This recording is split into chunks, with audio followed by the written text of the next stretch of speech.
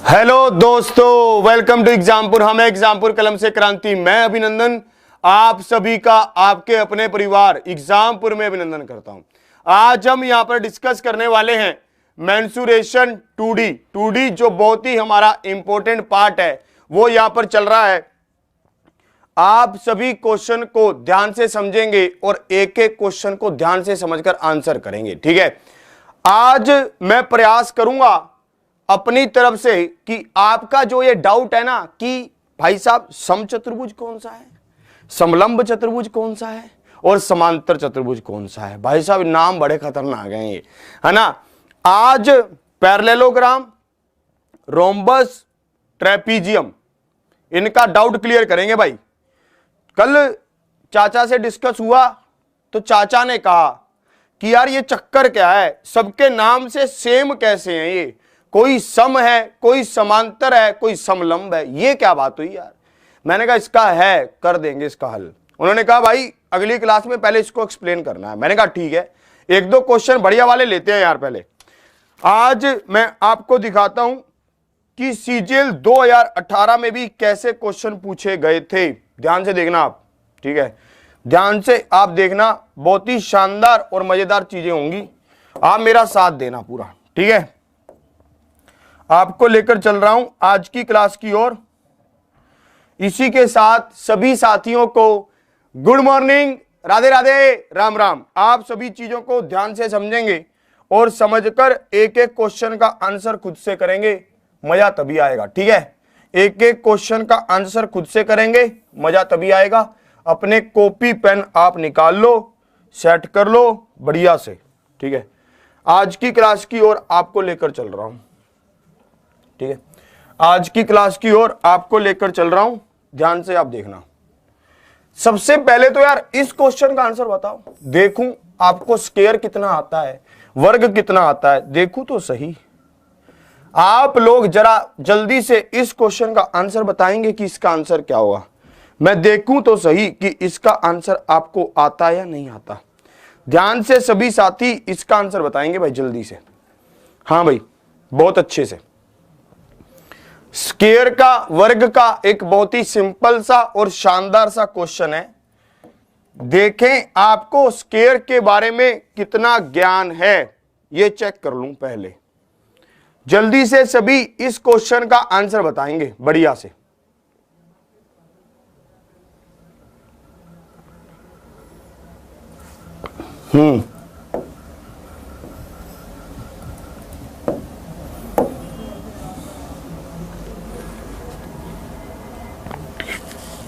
हाँ भाई, हाँ बहुत अच्छे।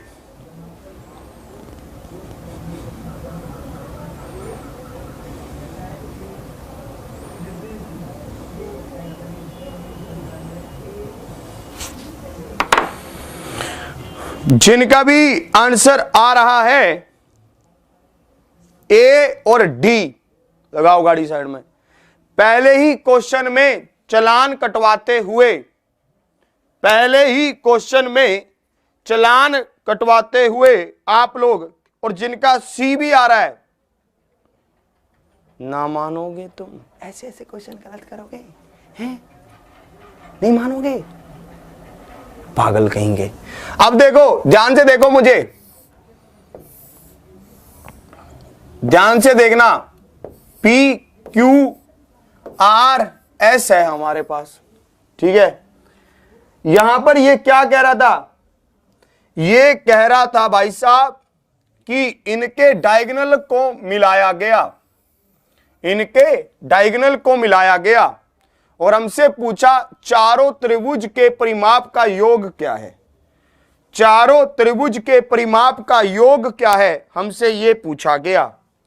तो मैंने कहा भाई साहब जो चार बाहर की साइडें हैं इनको तो लेंगे ही लेंगे, जो चार बाहर की साइडें हैं इनको तो लेंगे ही लेंगे भाई साहब, लेंगे कि नहीं लेंगे, एक बात बताओ, लेंगे।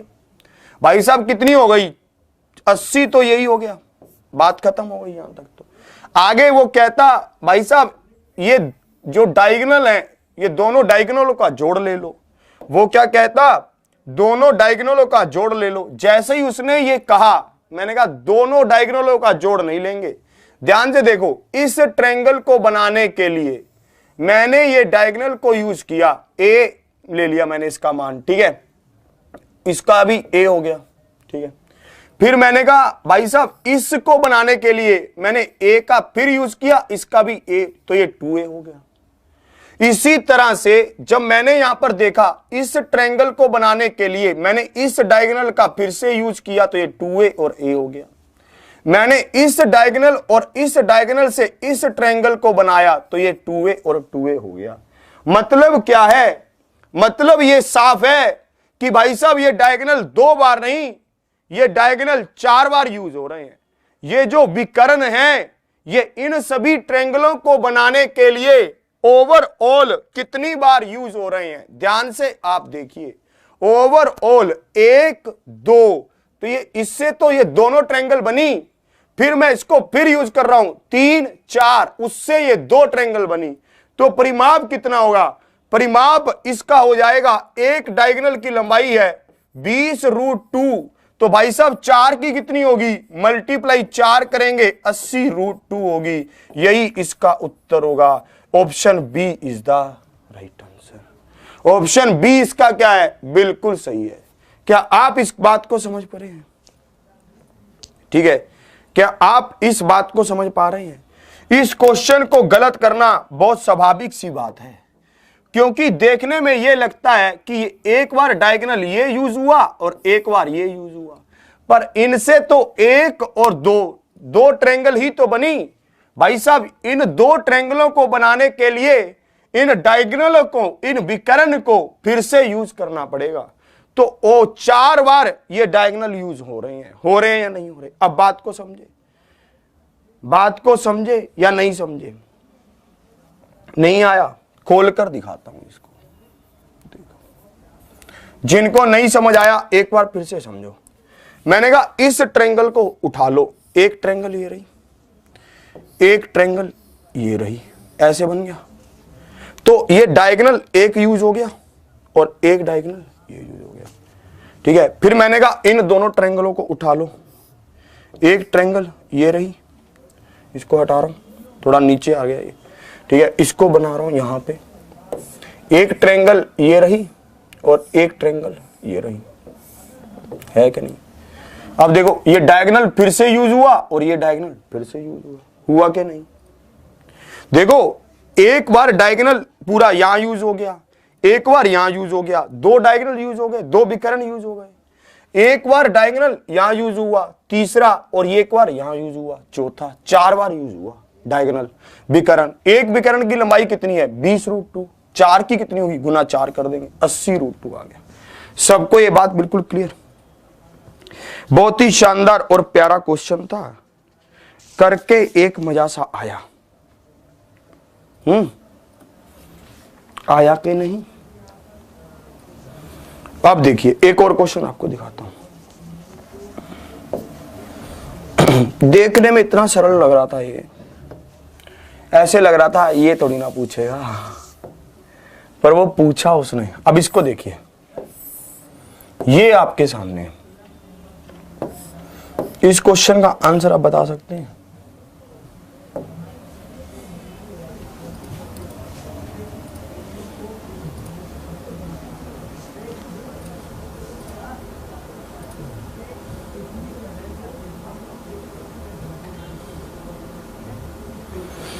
एक विद्यार्थी पूछ रहा है 20√2 कैसे? 20√2 पता है कैसे? ये भी 20, ये भी 20, ये क्या है? एक डायगोनल विकर्ण, तो ये कितना होगा? 20√2 होगा। √2 ए नहीं होता डायगोनल, वैसे वैसा है ये।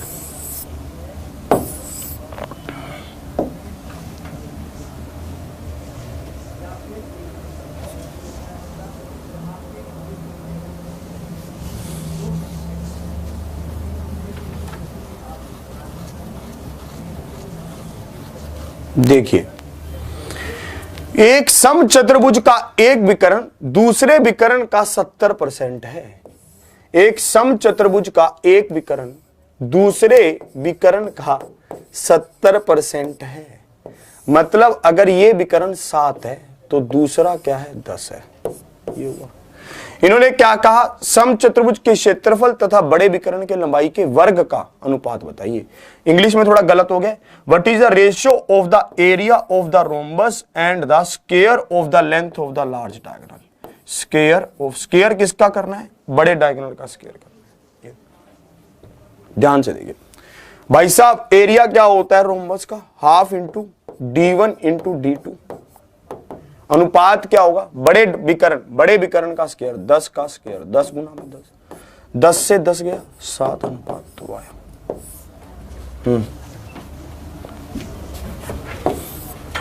Option C is the right answer.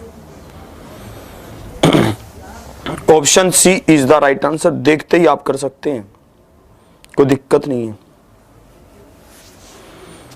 है कि नहीं।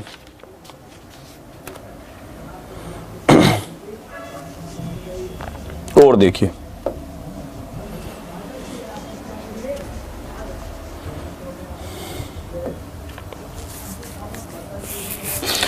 चलिए, अब मैं आपको कंसेप्ट की ओर लेकर जाता हूं। ठीक है, ध्यान से आप देखना, ये सब वही क्वेश्चंस थे जो एग्जाम्स में पूछे जाते हैं। अब मैं आपको कंसेप्ट की ओर लेकर जाता हूं। सबसे पहले तो चाचा की प्रॉब्लम को सोल्व करते हैं कि रोम्बस क्या है, समचतुर्भुज है क्या, समचतुर्भुज क्या है। मैंने कहा रोम्बस जो है वो सभी भुजाएं बराबर हैं। रोम्बस क्या है, एक तरह का स्क्वायर है जिसकी सभी भुजाएं बराबर हैं। पर ये क्या कर रहा है, ये 90 डिग्री का कोण नहीं बना रहा, इसको किसी ने लाकर ऐसे धक्का दे दिया है, ये रोम्बस है। ठीक है, फिर मैंने कहा भाई साहब ये इसकी डायगोनल है, ये इसका डायगोनल है, विकर्ण है d1 और d2। तो इसका एरिया क्या होगा, इसका एरिया होगा half into d1 into d2। ये हम कल समझ चुके हैं कैसे। अब देखो, अब आगे बात करते हैं। अब हम चल रहे हैं, ठीक है, अब हम चल रहे हैं कहां पर, समांतर चतुर्भुज पर। कहां पर, समांतर चतुर्भुज पर, पैरेललोग्राम, समांतर चतुर्भुज। ध्यान से समझना, ठीक है, इसको क्या कहते हैं, पैरेललोग्राम। ये पैरेललोग्राम क्या है, इसको ध्यान से देखिए, ये रहा, ये पैरेललोग्राम है। पैरेललोग्राम में क्या होता है, ध्यान से आप समझना। पैरेललोग्राम में, ठीक है, पैरेललोग्राम को आप ध्यान से समझना। ये लेंथ है, ये भी लेंथ है, ये ब्रेड्थ है और ये भी ब्रेड्थ है। बात क्लियर भाई साहब। ऊपर की लंबाई और नीचे की लंबाई बराबर, दोनों की चौड़ाई आपस में बराबर, ठीक है, आमने सामने की। आपको यहां पर देखना है कि ऊपर की भुजा और नीचे की भुजा पैरेलल हैं, समांतर हैं। आमने सामने की जो ये भुजाएं हैं ये भी समांतर हैं। ये क्या है, समांतर है। मैं इसको नाम दे रहा हूं ए बी सी डी। मैं कह रहा हूं कि ए बी और सी डी समांतर हैं। ए बी और सी डी यहां लिख रहा हूं, ए बी और सी डी समांतर हैं। और क्या है, एडी और बीसी समांतर हैं, एडी और बीसी समांतर हैं। ठीक है, ये कहना चाहता है। ठीक है, अगर मैं इस बिंदु से यहां पर एक लंब डालूं ऐसे, तो ये 90 डिग्री का कोण बनाएगा। ठीक है, और इसकी हाइट होगी h1। मैंने आपको हमेशा समझाया था कि एक चतुर्भुज का एरिया क्या होता है, एक चतुर्भुज का होता है बेस आधार गुना लंब, बेस गुना हाइट, ये इसका एरिया हो जाएगा। अगर मैं इस साइड से खड़ा होकर देखूं, अगर मैं इस साइड से खड़ा होकर देखूं और मैं क्या करूं, मैं इस बिंदु से यहां पर एक लंब ऐसे डालूं और इसकी हाइट हो h2, तो इसका एरिया क्या होगा, b गुना में h2 होगा कि नहीं। सब इस बात को समझ रहे हैं। कोई बात नहीं, आज मेरी भी तबीयत थोड़ी खराब है, ठीक है। तो यहां पर मैं एक बात आपको समझाना चाहता हूं, वो क्या है कि भाई साहब ये भी एरिया, ये भी एरिया, हम इनको बराबर कर सकते हैं। लंबाई गुना height is equal to base गुना हाइट, हम इनको बराबर कर सकते हैं कभी भी। और जब ये बराबर हो जाएंगे तो ये पता है क्या देगा, ये आपको लंबाई दे देगा, चौड़ाई दे देगा और एक की हाइट देगा, दूसरी की हाइट पूछेगा। ये क्वेश्चन बहुत बार पूछा जाता है। समांतर चतुर्भुज को, पैरेललोग्राम को आप समझोगे कैसे, या फिर इसके अंतर को याद कैसे करोगे, मैं आपको इसका भी तरीका बताता हूं। हमारे पास एक और बचा है बस, क्या, समलंब चतुर्भुज। लास्ट क्या है, समलंब, समलंब चतुर्भुज, जिसको कहा जाता है ट्रेपीजियम। इसके ऊपर भी थोड़ी चर्चा करेंगे, पहले मैं आपको अंतर समझा दूं तीनों में। इसमें क्या होता है, ऊपर और नीचे की लाइन में, ऊपर और नीचे की लाइन तो पैरेलल होती हैं, बाकी नहीं होती। ट्रेपीजियम समांतर चतुर्भुज में क्या होता है, ऊपर और नीचे की लाइन तो पैरेलल होती हैं, बाकी नहीं होती। ए बी सी डी, यहां पर ए बी और सी डी तो पैरेलल हैं पर बाकी नहीं है। ए बी और सी डी तो पैरेलल हैं पर बाकी नहीं है, बात को ध्यान से समझना। और पैरेललोग्राम को अगर आप ध्यान से देखोगे तो आप क्या पाओगे, पैरेललोग्राम को, पैरेललोग्राम को, ठीक है, आप ध्यान से देखोगे तो आप क्या पाएंगे, ये ए और बी एंगल जो है ये क्या है, 180 डिग्री का इनका जोड़ है। कैसे, ये दोनों लाइन पैरेलल थी, समांतर थी, तो ये कोण आगे चलकर यहां पर आ जाएगा, आएगा कि नहीं आएगा, तो भाई साहब इनका जोड़ क्या हो जाएगा, ये कोण आगे चलकर यहां आ सकता है, कोरस्पोंडिंग कोण बराबर होगा। तो एंगल ए और एंगल बी का मान क्या होगा, 180 डिग्री होगा। एंगल ए और एंगल बी का मान क्या होगा, 180 डिग्री होगा। सब इस बात को समझ रहे हैं। और पैरेललोग्राम में आमने सामने वाले कोण बराबर होंगे। ये देखो, आमने सामने वाले एंगल ए सी के बराबर होगा पैरेललोग्राम में। पैरेललोग्राम की आप प्रॉपर्टी को नोट करेंगे, opposite sides are parallel, opposite sides are parallel and opposite angles are equal. और इसी के साथ एक बेस पर, एक लाइन पर बने कोणों का योग 180 डिग्री होगा। कैसे भी देख लो, ए और बी का 180 डिग्री होगा, ए और डी का 180 डिग्री होगा, बी और सी का 180 डिग्री होगा। क्या आप इस बात से सहमत हैं? क्या आप इस बात को समझ पा रहे हैं?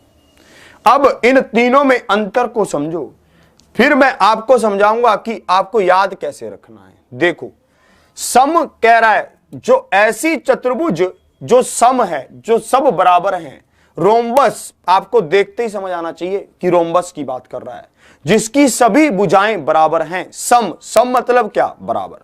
सम मतलब ही क्या है, बराबर है। जब पैरेललोग्राम बोलेगा तो दिमाग में क्या आ रहा है, पैरेलल, समांतर। जब कह रहा है समांतर तो देखते ही समझ आ रहा है कि समांतर चतुर्भुज की बात कर रहा है, पैरेललोग्राम की बात कर रहा है। तो मतलब ऐसी चतुर्भुज जिसमें सभी भुजाएं पैरेलल होंगी, ऊपर नीचे आमने सामने, पैरेललोग्राम। फिर जैसे ही उसने कहा समलंब चतुर्भुज, तो ऐसी चतुर्भुज जिसमें दो लाइन पैरेलल हैं और दो नॉन पैरेलल हैं, बस ट्रेपीजियम। ठीक है, तो इन तीनों की बात को आप समझें। ठीक है, इन तीनों की बात को आप समझें।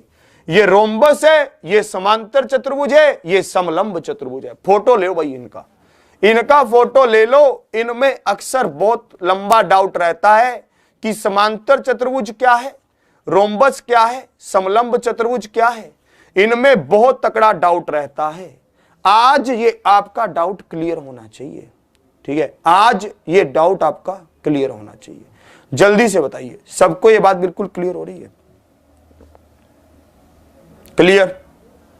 सबको ये बात बिल्कुल क्लियर? चलो ध्यान से देखो, बहुत अच्छे।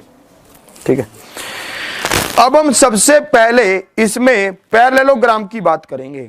अब हम इसमें सबसे पहले किसकी बात करेंगे?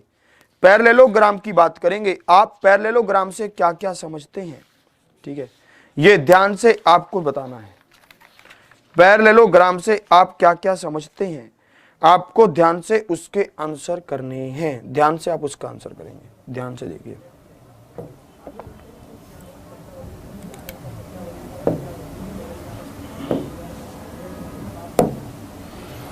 इस क्वेश्चन का आंसर बताएं। ये क्वेश्चन आपके सामने, इसका आंसर आप बताएं।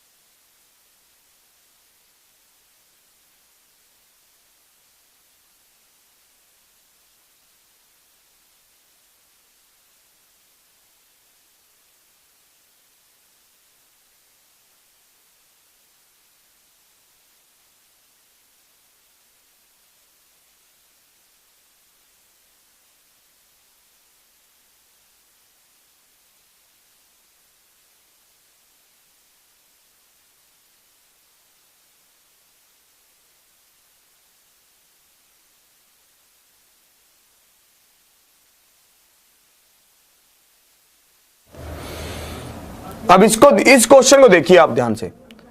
समांतर चतुर्भुज की दो भुजाओं का माप 15 सेंटीमीटर तथा 12 सेंटीमीटर है। लंबी भुजा के बीच की लंबवत दूरी 4 सेंटीमीटर है। छोटी भुजा के मध्य की दूरी बताओ। यह क्वेश्चन आपसे पूछा गया। भाई साहब, समांतर चतुर्भुज की दो भुजाओं का माप 15 और कितना है, 12 है। लंबी भुजा कौन सी हुई, 15, और इनके लंबवत दूरी कितनी हो गई, 4। तो भाई साहब बेस गुना हाइट, ये एरिया हो गया। भाई साहब ये किसके बराबर होगा, दूसरे एरिया के बराबर होगा। और इसकी हमें क्या बतानी है, हाइट बतानी है। 4 तिया 12, 3 5 15, तो हाइट क्या हो जाएगी, 5 हो जाएगी। 5 इज द राइट आंसर। 5 क्या है, 5 इसका बिल्कुल सही उत्तर है। ऐसे मत सोचना कि ये क्वेश्चन पूछे नहीं जाते, ये क्वेश्चन आज भी उतने ही पूछे जा रहे हैं। आप अभी ध्यान से देखेंगे, ठीक है, आप अभी ध्यान से देखेंगे कि ये क्वेश्चन कितने पूछे जाते हैं, अभी आप समझोगे इसको। ये रहा पैरेललोग्राम का, एक बार और दिखा रहा हूं क्वेश्चन आपको।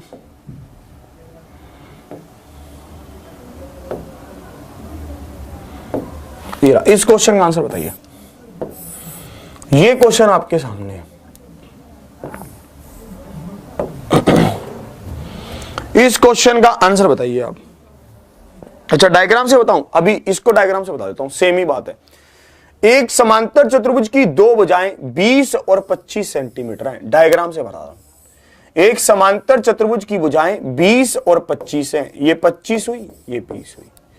फिर इन्होंने कहा, इन्होंने 25 जो भुजा है इसके अनुरूप क्या किया, एक लंब डाला। जो 25 वाली भुजा है इसके अनुरूप एक लंब डाला। इसकी लंबाई कितनी है, 10 है।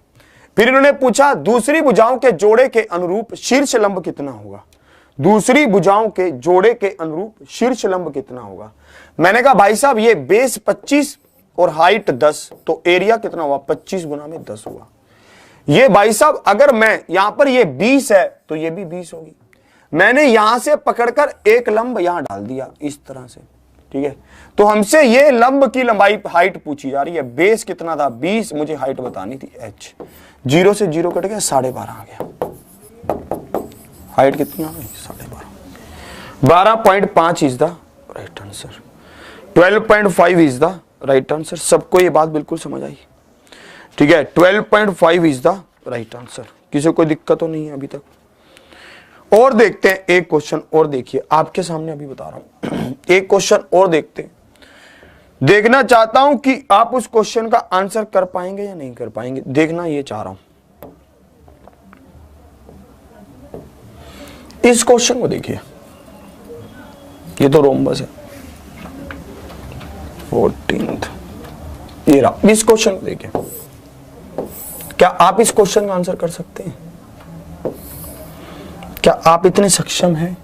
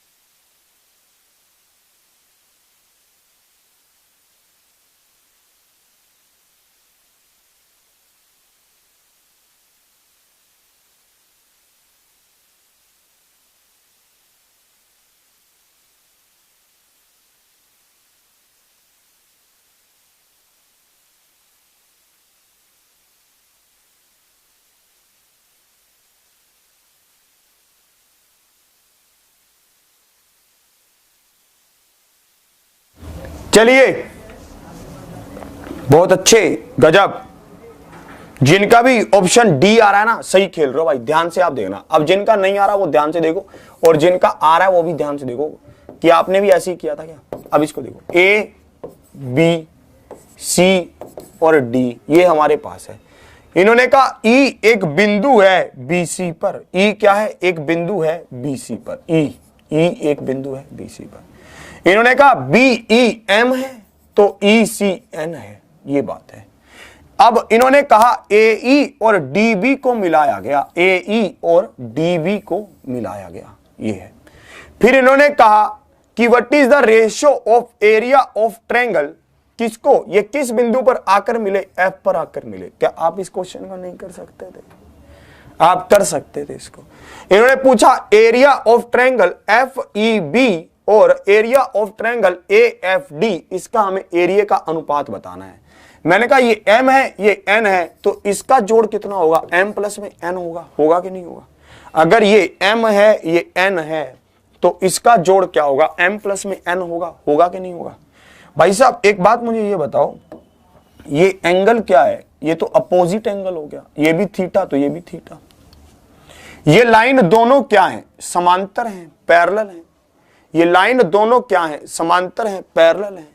भाई साहब अगर ये अल्फा तो ये भी अल्फा, ठीक है, होगा कि नहीं होगा, अल्टरनेट एंगल।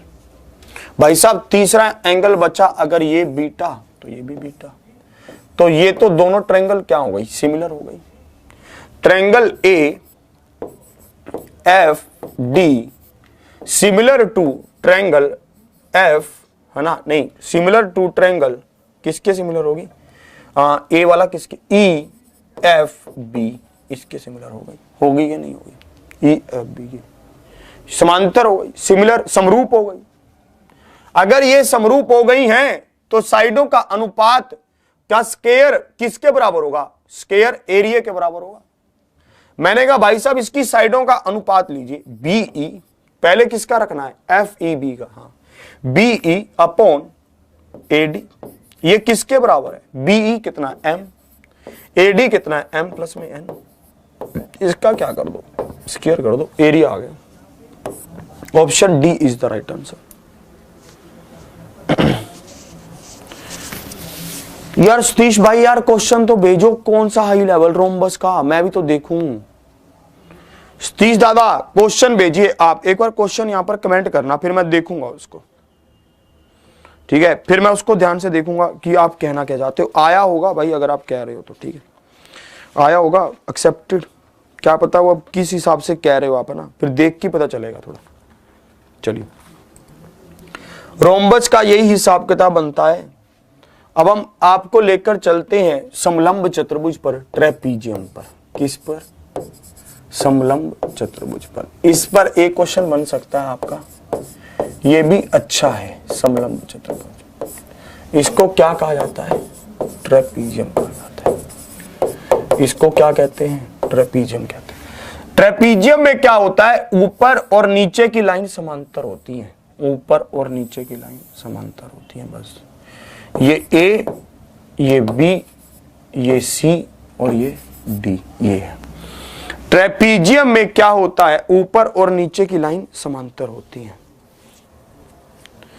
अरे चेला साहब समझ नहीं आया क्या, समझते क्यों नहीं हो, ध्यान से देखो क्या कह रहा था। ये कह रहा है कि ए बी सी डी एक हमारी क्या है, पैरेललोग्राम है। मुझे एक बात बताओ, इन्होंने कहा ये m है ये n है, तो ये क्या होगी, m प्लस में n होगी।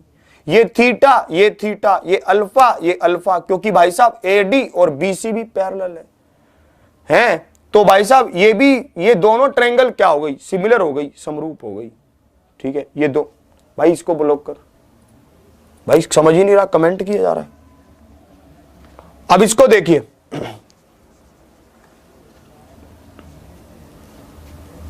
अब इसको देखिए आप, ABCD हमारे पास क्या है, समलंब चतुर्भुज है। ABCD हमारे पास क्या है, समलंब चतुर्भुज है। तो यहां पर जो ये समलंब चतुर्भुज है, इसकी क्या प्रॉपर्टी होती है, आप ध्यान से देखो, ठीक है। समलंब चतुर्भुज क्या होती है इसको आप ध्यान से देखिए। ये क्या है,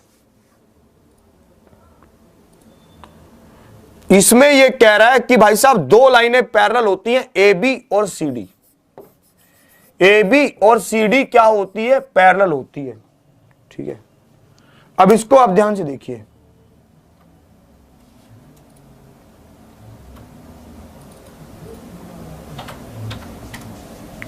अब आप इसको ध्यान से देखिए, यहां पर क्या कह रहा है ये कह रहा है कि यहां से आप एक लंब डालोगे यहां पर। ठीक है, यहां से आप एक लंब डालोगे यहां पर, ये क्या होगा, ये इसकी हाइट होगी, ये इसकी हाइट हो जाएगी। ठीक है, तो यहां पर आप देखिए, ये इसको हम यहां पर ऐसे मिला देंगे। हमारी ये दो ट्रायंगल बन रही हैं, हमारी क्या हो रही है, ये दो ट्रायंगल बन रही हैं। क्या क्या, ध्यान से आप देखना, हमारी यहां पर ये दो ट्रायंगल बन रही हैं। ठीक है, आप ध्यान से इसको देखिए। ये हमारे पास है ए और ये क्या है, बी। ये ए है और ये क्या है, बी है। ठीक है, हमने ट्रायंगल ए बी डी का एरिया निकाला, कितना होगा, ए बी डी का एरिया, ये होगा half into base into height plus, फिर मैंने कहा ट्रायंगल बी सी डी का एरिया निकालिए। ट्रायंगल बी सी डी का एरिया कितना होगा, ट्रायंगल बी सी डी का एरिया होगा half into base into height. यहां पर अरे अनब्लॉक कर दे यार उसको भाई को। यहां पर देखिए हाफ इंटू हाइट बाहर आ गई, ए प्लस में बी अंदर रह गया।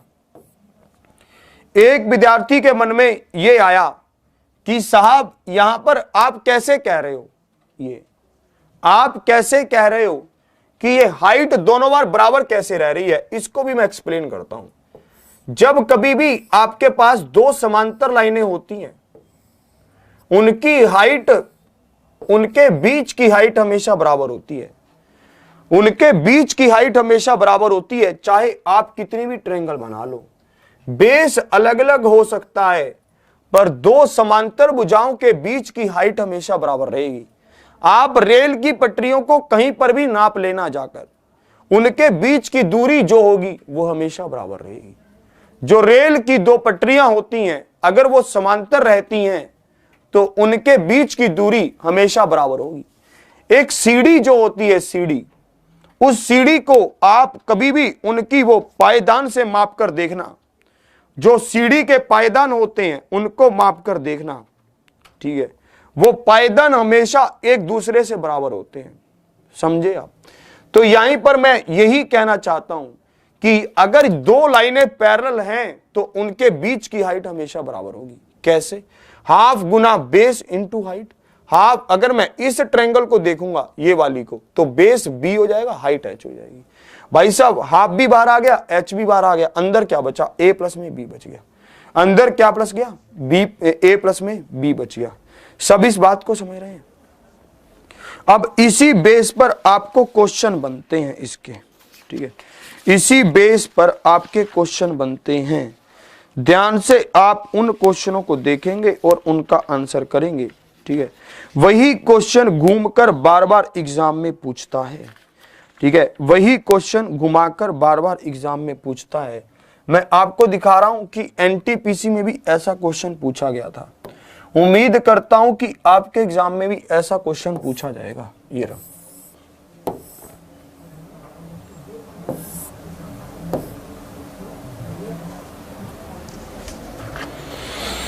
देखिए क्या कह रहा है। ये कह रहा है कि एक रोम्बस आपके पास है, सॉरी एक ट्रेपीजियम आपके पास है। इस ट्रेपीजियम को आप ध्यान से समझिए। ये ट्रेपीजियम आपके पास है,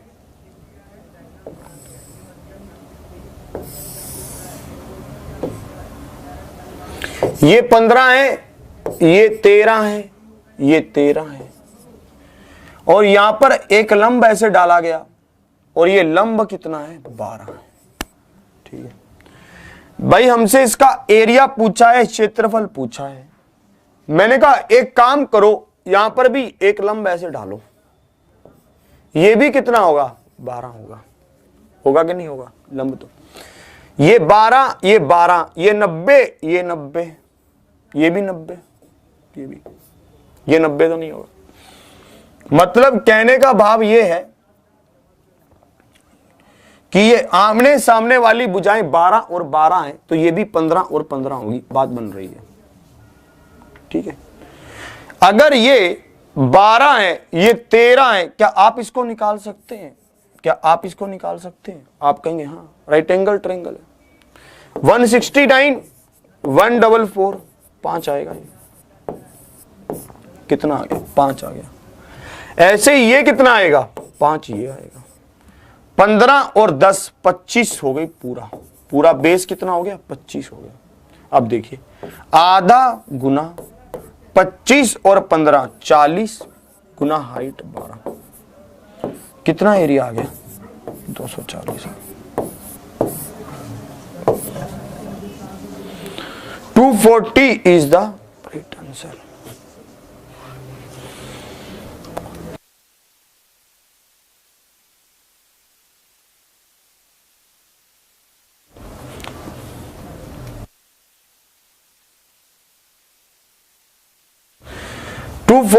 इज द राइट आंसर। सबको ये बात बिल्कुल समझ आ रही है?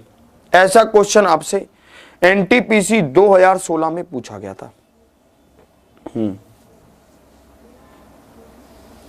और दिखाऊं? और देखो, एक क्वेश्चन और देखो। ट्रेपीजियम पर मुझे लगता है एक क्वेश्चन आपसे आपके एग्जाम में पक्का पूछेगा, क्योंकि एनटीपीसी 2016 में ट्रेपीजियम के काफी क्वेश्चन पूछे उसने। इस क्वेश्चन को देखिए। The area of a trapezium is 18 square centimeter square. It's height and base are. इसकी हाइट और बेस दे रखा है। इसकी हाइट क्या है? 3 है और बेस क्या है? 5 है। हमें क्या बतानी है? Find the length of the side parallel to the base. हमें क्या बतानी है? हमें बताना है, अरे भाई साहब, एक विद्यार्थी पूछ रहा सर 40 कैसे? अरे कहां से आए हो यार? भाई साहब एक बात बताओ, ये नीचे का बेस क्या हो गया? 5, 10, 15, 15 और 5, 20 और 5, 25। नीचे का बेस तो 25 हो गया। ऊपर का हाइट ये वाला कितना हो गया? 15। हमें किसी ट्रेपीजियम का एरिया निकालना है, तो आप कैसे निकालोगे? हाफ इंटू ए प्लस में बी इंटू हाइट, ऐसी तो निकालोगे।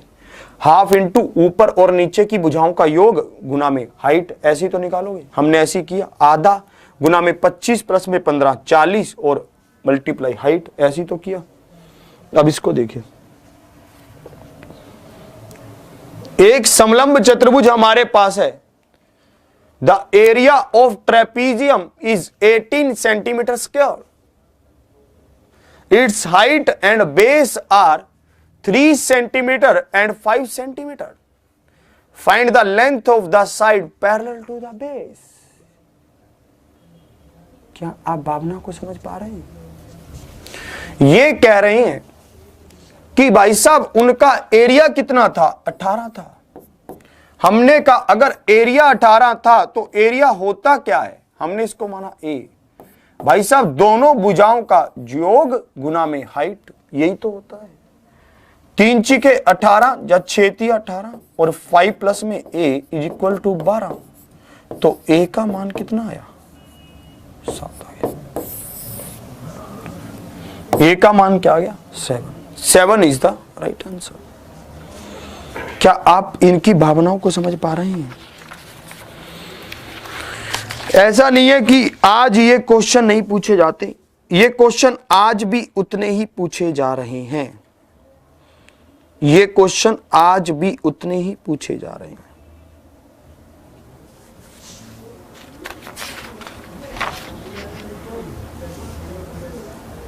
देखिए, अभी दिखा रहा हूं आपको, ध्यान से आप देखना।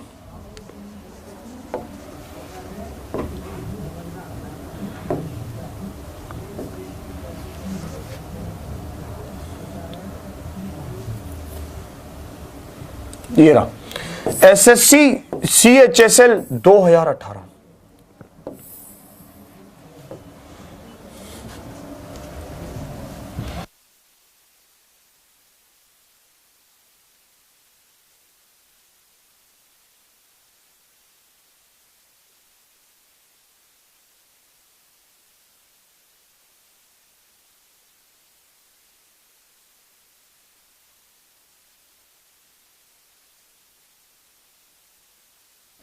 देखिए दो साइड जो पैरेलल हैं वो क्या है, 5 और 7 है। ये 7 है तो ये 5 है। फिर उन्होंने कहा कि भाई साहब इनके बीच की दूरी कितनी है, 4 है। इनके बीच की दूरी है 4। हमें एरिया बताना है, आधा गुना 4 गुना 12 24 बी। SSC CHSL 2018 में पूछा है।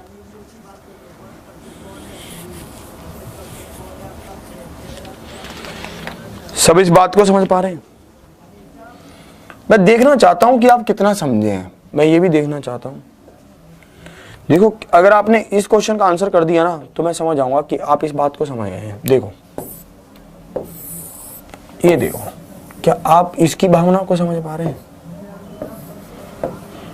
एक बात बताओ, अच्छा क्वेश्चन है, ध्यान से देखना। एक ट्रेपीजियम है ABCD। एक ट्रेपीजियम क्या है, ABCD है। ABCD। AB को बड़ा क्यों लिया है, CD को छोटा क्यों लिया है, पता है? क्योंकि यहां पर दे रखा है कि AB दुगना है CD से, इसलिए मैं तो उसकी भावना को समझ रहा हूं। CD को माना 1 तो AB कितना होगा, 2 होगा। होगा कि नहीं होगा? अब इसने कहा कि भाई साहब AB और CD पैरेलल है और इनके जो डायगोनल हैं वो बिंदु AO पर मिलते हैं, और इनके जो डायगोनल हैं वो बिंदु O पर मिलते हैं, O पर। मैंने इनको मिलाया O पर। एक बात मुझे बताओ, ये एंगल अपोजिट होगा कि नहीं होगा? चेला साहब हो या नहीं हो? कर दिया था मैंने लोग भाई को। ये थीटा और थीटा बराबर। अब देखो ये अल्फा तो ये भी अल्फा। क्यों? क्योंकि ये क्या है, अल्टरनेट एंगल है। अब एक बात मुझे बताइए, ये भी क्या होगा, ये भी बराबर हो जाएगा, समरूप हो गई, सिमिलर ट्रायंगल हो गई। बहुत अच्छे। तो मैंने कहा जो इनकी साइडों का, जो AOB ट्रायंगल की साइड कौन सी हुई, AOB की, AB हुई। पहली बात तो AOB सिमिलर है किसके, COD के। फिर मैंने कहा जो भी साइडें AB अपॉन CD, इन साइडों के अनुपात का स्क्वायर क्या होगा, एरिया का अनुपात होगा। AB क्या है 2, CD क्या है 1, इनका स्क्वायर करो तो एरिया का अनुपात क्या आ गया, 4:1 आ गया। 4:1 इज द राइट आंसर। सब इस बात को समझे?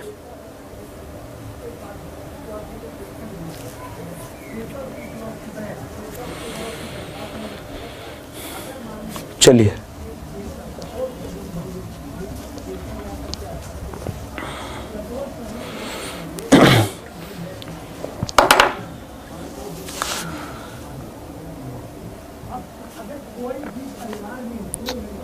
एक विद्यार्थी का कल मेरे पास फोन आया।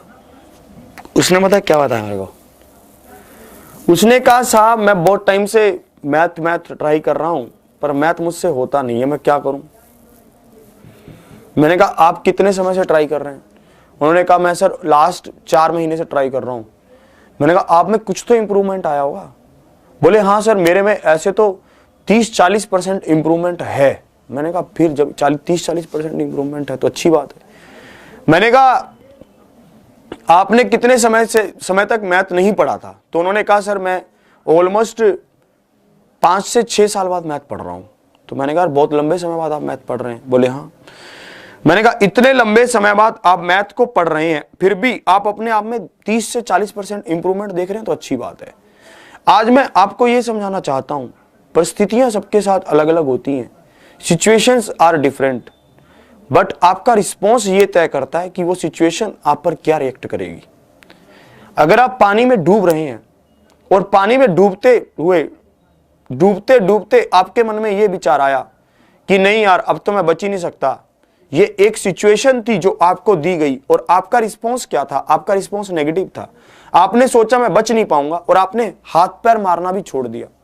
तो क्या होगा, आप डूबोगे ही, आपको कोई बचा नहीं सकता है। अगर आपके मन में यह आया कि हां अगर मैं प्रयास करूं तो मैं बच सकता हूं, तो कोई ना कोई साधन भी जरूर निकलेगा। आप हाथ पैर मार के तो देखो, आप चिल्लाकर तो देखो।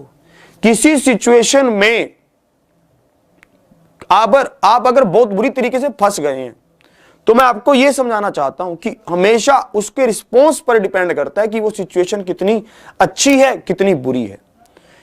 एक बहुत बड़े साइंटिस्ट हुए हैं, एक बार वो एक चिट्ठी लेकर अपने घर पर आए। उन्होंने वो चिट्ठी अपनी मां को दी। उनकी मां ने वो लेटर पढ़ा और उनकी आंखों से आंसू आ गए। बच्चे ने उनकी आंखों से आंसू को देखा।